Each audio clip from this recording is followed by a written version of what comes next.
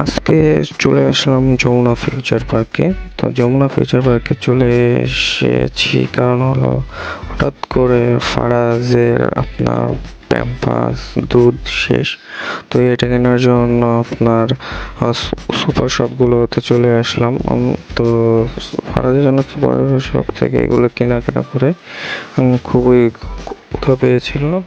তো খেতে চলে এসেছি আমার টেক আউটে। এখান থেকে টেক আউটে এসে এখানকার বার্গার অ্যান্ড ফ্রেঞ্চ ফ্রাইটা ফার্স্টে অর্ডার দিলাম। এখানকার বার্গারটা খুবই ভালো ছিল। অ্যান্ড দেন ফ্রেঞ্চ ফ্রাইটা তো অনেক ভালো, কারণ ফ্রেঞ্চ ফ্রাইটা আমি এর আগে করে অনেকবার খেয়েছি।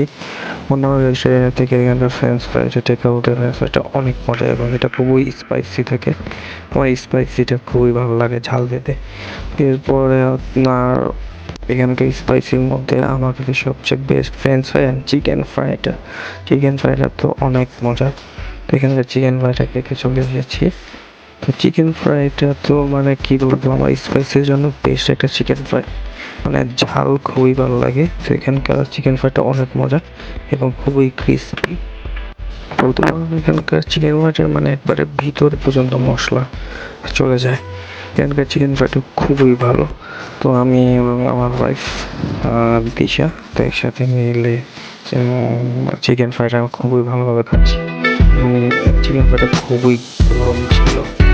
এবার তো খাওয়া দাওয়া শেষ করবো, অনেক হয়ে গেছে। তো এখান থেকে আপনার রুমা থেকে বের হয়েছি। বাইরে অনেক ঠান্ডা ছিল বলতে পারেন।